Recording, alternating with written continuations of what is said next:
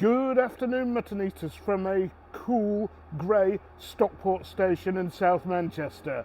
Yesterday, Arsenal beat Liverpool by 3-1 to leave Liverpool 5 points ahead of Manchester City and Arsenal 3 points ahead. But we have 2 games in hand on both of them, curiously enough, against the same team, Brentford.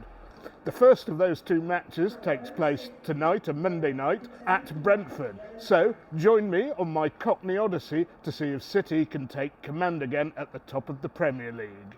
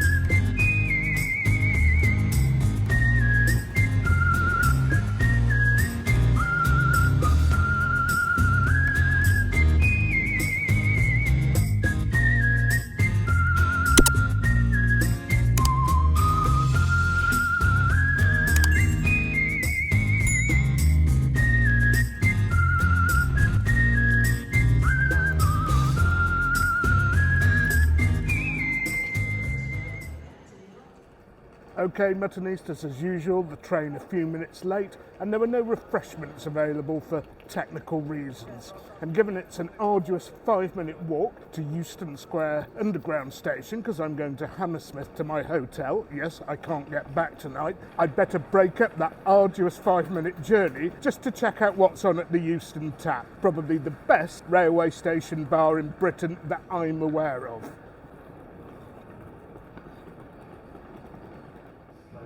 Right, Muttonistas, what a good job it is that I stopped off at the Euston Tap. As I said, it is, in my opinion, the best railway station bar that I've been to, maybe with the odd exception actually on the Trans-Pennine Ale Trail, but out of the mainline stations, I think this is as good as it gets. And even though there are a few beers that hit the bar, the mighty Jaipur from the Thornbridge Brewery was on tap. When I see that, I don't need to choose.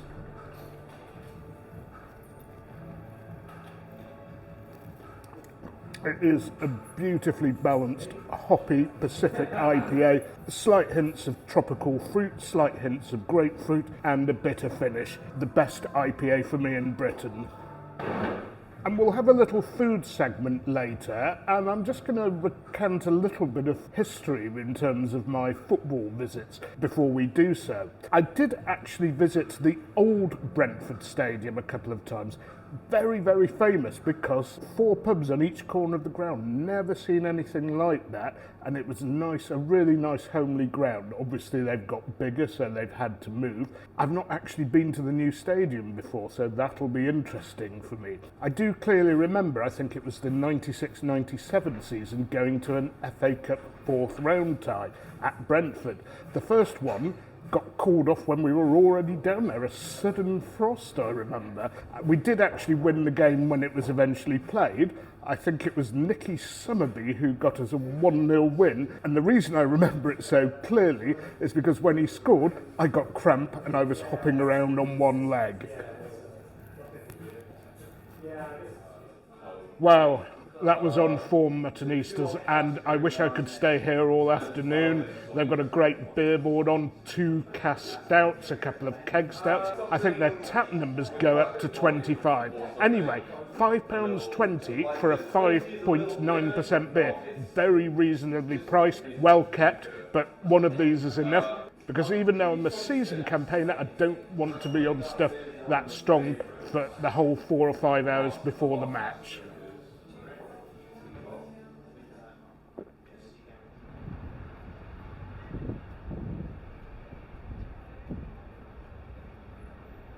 Right, Muttonistas, before we have more liquid refreshment, food segment. Now, on my last Cockney Odyssey, I went for something a little flamboyant and extravagant, that big seafood dinner or seafood lunch rather, before I went to Tottenham. Now, something a little more down to earth, but still nevertheless delicious. A place I visit very frequently, the Capital Restaurant on Hammersmith Broadway. That behind me is proper doner, and they serve proper Turkish food, good prices, good portions. I can't wait for it. Let's go in.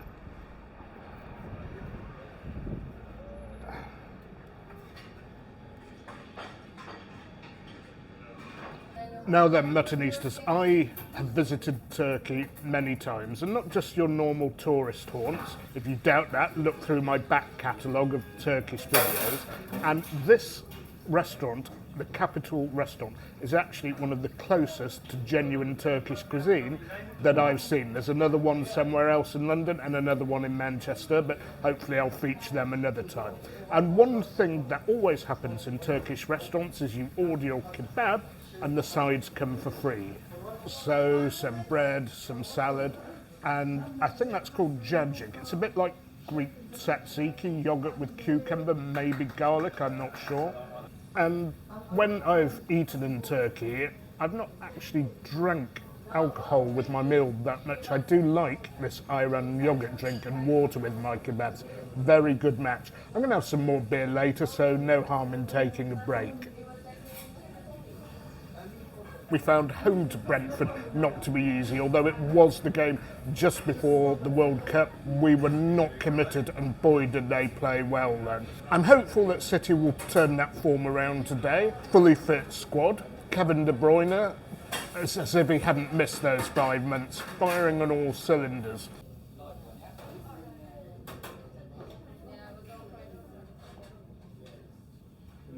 Right, Muttonistas, the kebabs have arrived. And in case you're wondering where the bread and the wraps are, the actual word kebab refers to the meat, not to a sandwich. So it could take the form of a wrap, but it often just takes the form of a plate of grilled meat. Lamb chops you're probably all familiar with, but they do them very well in Turkish restaurants on the whole.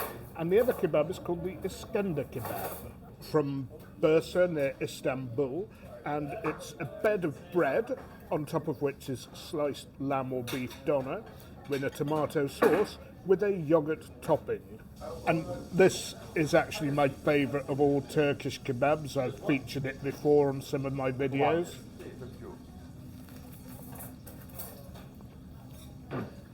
As I knew before, this is a fantastic example of Iskender.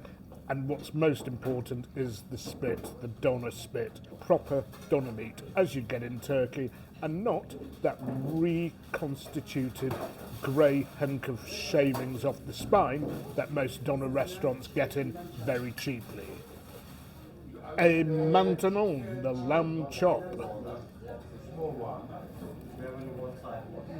Juicy and tender, well marinated. I must admit I like my lamb chops a bit rarer than this, but in Middle Eastern and Turkish establishments they're always well done. Anyway, I shall get on with this, Muttonistas, and I will see you for some more beer when we're done. So that came to 52 quid without service between two people.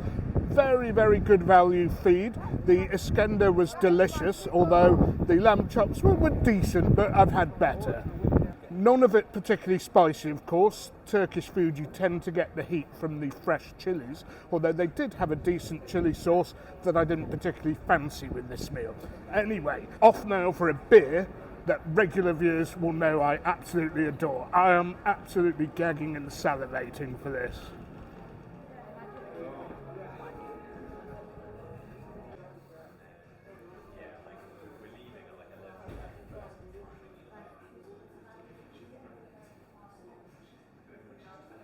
Yes, that's right, Muttonistas. Here at the Hammersmith Brewing Company Tap House, or is it Brew House, inside the Broadway, which I think is the name of the shopping mall. Correct me if I'm wrong. They have the mighty London Black. I have it a lot in Manchester. I've had it at the tap room. Let's see how it tastes here.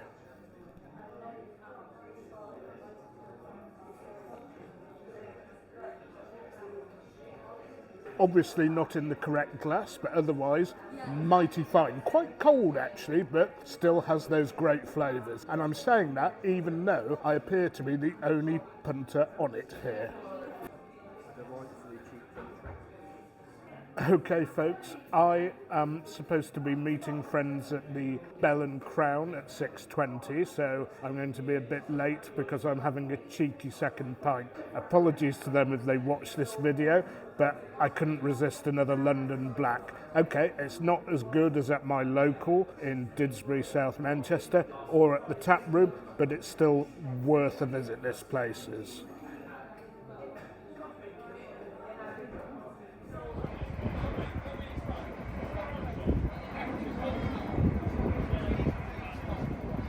Right, Muttonistas, I am at the Bell and Crown pub, lovely little place by the river, not too far away from the GTEC Community Stadium, and I'm joined by my friend Sinead, who's actually a Bristol City supporter. If you go back and watch my vlog of City playing in the Cup there, you'll see her featuring in that, including that 2-pint glass, if you remember that. And her boyfriend, I believe, is a keen Brentford supporter, but whilst he's not here, I'm going to ask Sinead what she thinks the score's going to be tonight. Oh, that's a tricky one. I don't know.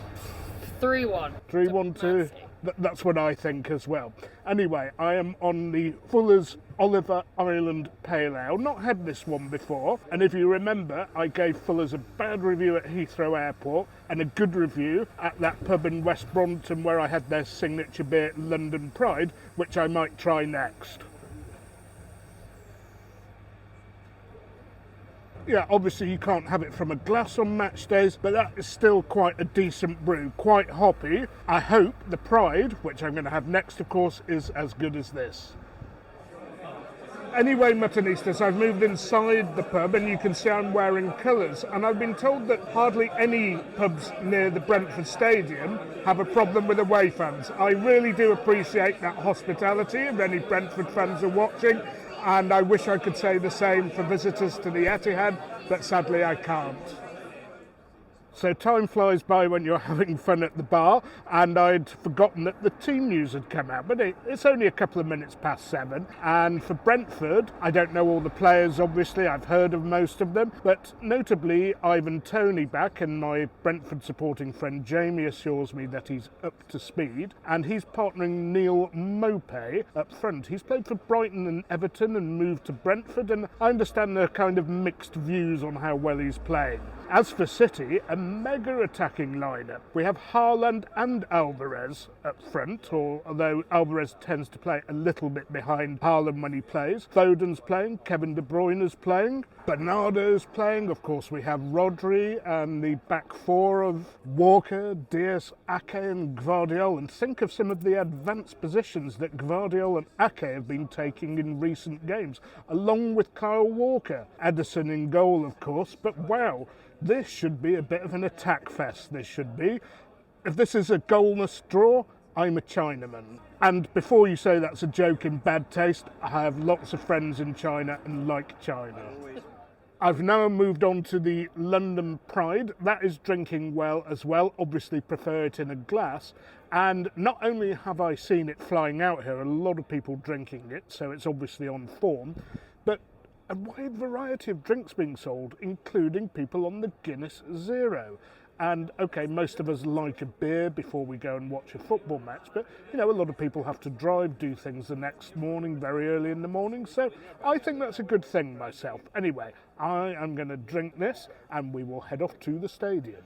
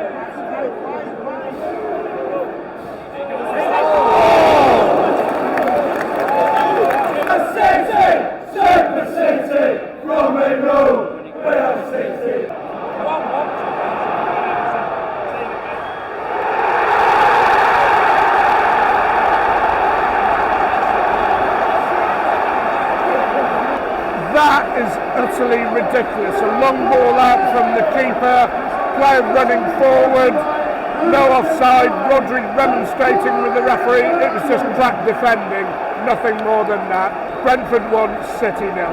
Awful.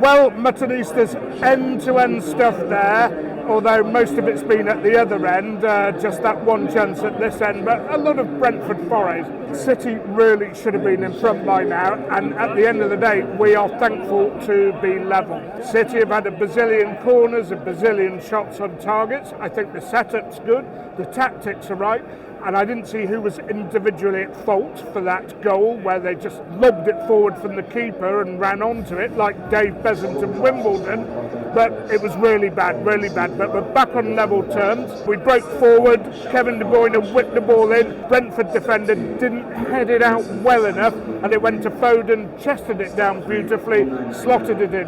1-1 at half time, hopeful for better things in the second half, and hopefully that winning goal is going to come at the end where I'm standing, because the seats or stands are really close to the pitch here, and you can see everything at this end and very little at the other end. Come on, City.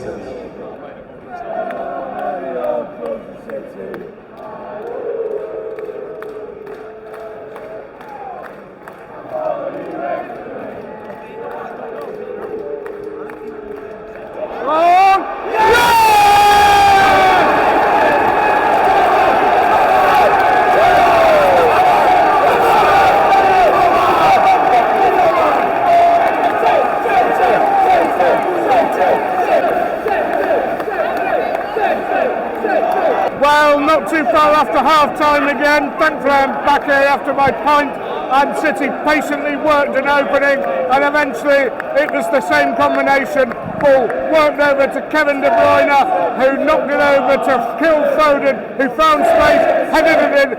2-1 City.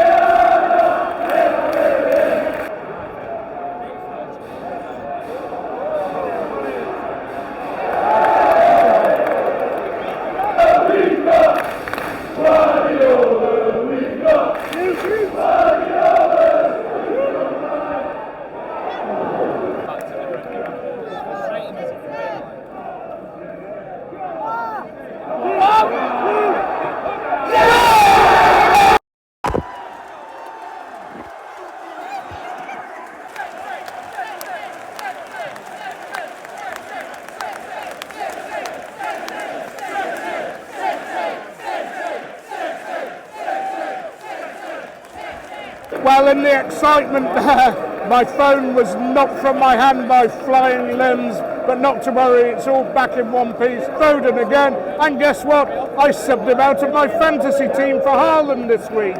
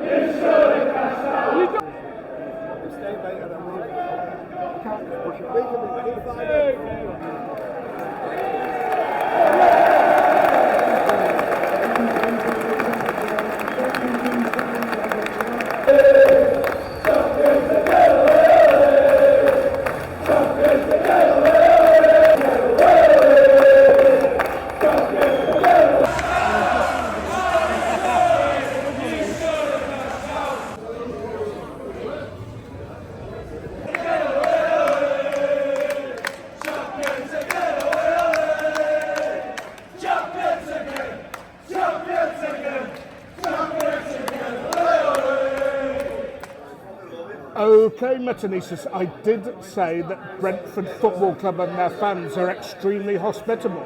I'm at the Express Tavern, which is just outside the ground. Not many grounds where you can go to the nearest pub to the stadium as an away fan in colours and have a drink. And thank you all, I appreciate that. Anyway, on to the game itself. I'm going to keep this very quick because I'm drinking with friends old and new. The match started off as I'd expected, City putting a lot of pressure on, forcing a series of corners, a lot of saves from the goalkeeper. The Brentford keeper had a very good game, I thought. And then, just one ball over the top, Wimbledon style, split our defence, and Neil Maupay ran through, and he finished well. Fair play to him. The timing of City's equaliser was fantastic just before half-time. De Bruyne floated a nice ball over, but it didn't quite hit Foden. I couldn't see who hit the defensive header, but it was a weak defensive header out. Foden chested it, knocked it in. Second half, City were much better. They pinned Brentford back, and of course, having substituted Foden out for Haaland in my fantasy team, he scored a hat-trick, but I'm glad he did. And didn't Phil take them well? Another assist from Kevin De Bruyne. I know Brentford have been a bit out of sorts, but I still thought this was a tricky fixture. Our other game in hand is against them. Win that and we overtake Liverpool. We've just overtaken Arsenal as it is. And everything is looking good for a strong City run towards the end of the season. Of course, nothing is sorted, nothing is done and dusted yet. But there are many reasons to be cheerful, no more so than having a lovely pint of Oaken Citra. Again, plastic cups, as you'd expect on match day. It tastes better in the glass, of course, but I have to say to you, this pub, I think it's worth a visit even if there's no football on. Very brief Cockney Odyssey. I've had a great day out here, looking very much forward to the return fixture. But before then, a couple of games, away to Copenhagen in the Champions League and at home to Chelsea in the league. I'm not going to the game against Everton, but I might bring you a beer vlog instead. So, Muttonistas, I will see you for those vlogs. But until then, remember, keep liking. That's very important to push those videos of mine up the algorithm. Keep sharing, keep subscribing, tell your friends, but most of all, don't forget, you can't beat a bit of mutton.